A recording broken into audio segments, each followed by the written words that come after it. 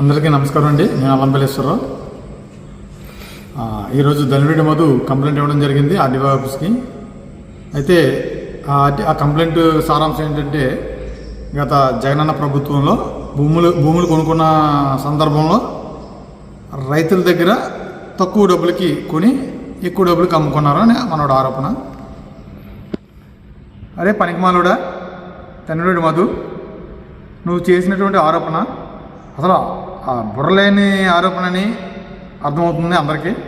విషయం ఏంటంటే, ఆ రోజు రైతు ఏ రైతు అయితే అమ్మాడో ఆ రైతు అకౌంట్కి నేరుగా ఆర్డీఓ గారి సమక్షంలో, కలెక్టర్ గారి సమక్షంలో జరిగింది. ఇది బ్రోకర్లు, బినామీలు సమక్షంలో కాదు, ప్రభుత్వ అధికారుల సమక్షంలో జరిగింది. కుంభకోణం జరిగే ఆస్కారం లేదు. ఓకే, నీ దృష్టిలో జరిగింది అని అనుకున్నారు కాబట్టి సిఐడి ఎంక్వైరీ చేసుకోండి. మా గణేష్ గారు నిజాయితీపరుడు, కాళ్ళ ఎగరేసుకొని చెప్పగలం. మీరు ఏ ఎంక్వైరీ చేసుకుంటారో చేసుకోండి, మేము భయపడం. మీరు భయపడ్డారు కాబట్టి డైవర్షన్ కంప్లైంట్, దీన్ని ఏమంటారంటే డైవర్షన్ కంప్లైంట్ అంటారు అనమాట. గణేష్ గారు ఏంటి మాట్లాడుతున్నారు? లాటరైట్ గురించి మాట్లాడుతున్నారు. లాటరైట్లోని జరుగుతున్నట్టు అక్రమాలను బయట పెడుతున్నారు. 2000 కోట్లు అవినీతి జరిగింది, దానికి నిలువెత్తు నిదర్శనం పత్రికా ముఖంగా, మీడియా ముఖంగా మాట్లాడారు.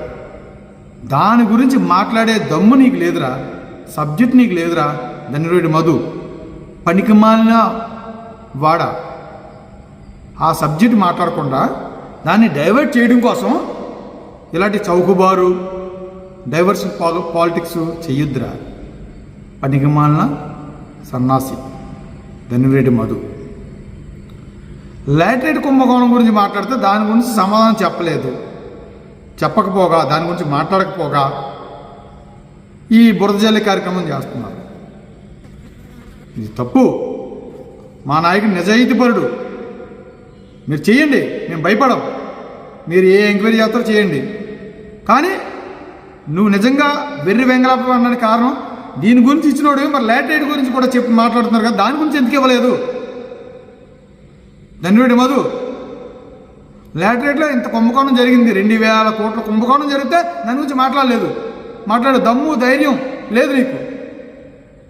నీకు ఎంతసేపు చూసినా ఈ గంగిరెద్దులాగా కాలెత్తు, తోకెత్తు, బుర్రూపు అంటే ఇంక అదే చేస్తున్నావు నువ్వు.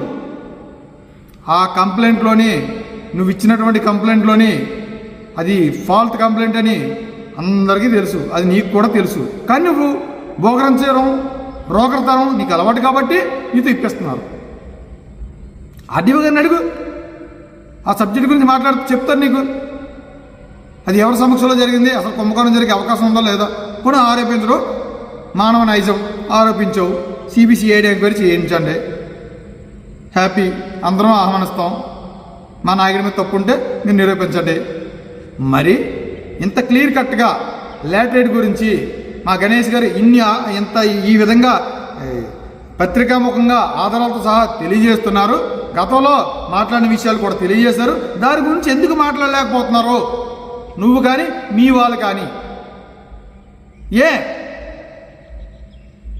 దాంట్లో తప్పు లేదా, లొసుగు లేదా, కుంభకోణం జరగలేదా? 2000 కోట్లు అనేది కుంభకోణం కాదా? చెప్పు. పనికిమాల మాటలు, లొల్లాయి మాటలు, సవట సన్నాసి మాటలు మాట్లాడడం నీకు అలవాటు కాబట్టి, నీతోటి ఇలాంటి సన్నాయి నొక్కుళ్ళు, పనికిమాల పనులు చేయిస్తున్నారు కాబట్టి కొద్దిగా నువ్వు పెరి వెంగళప్పని అందరికీ తెలుసు. ఆ ఇచ్చిన స్క్రిప్టే శుభ్రంగా చూసి చదవలేవు.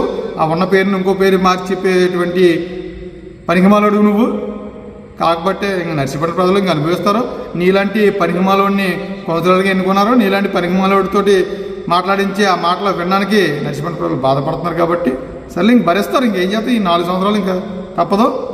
వెర్రి వెంగళప్ప, నీకు ఏది చేత కాదు తెలియదు అన్నానికి ఈ కంప్లైంటే ఉదాహరణ.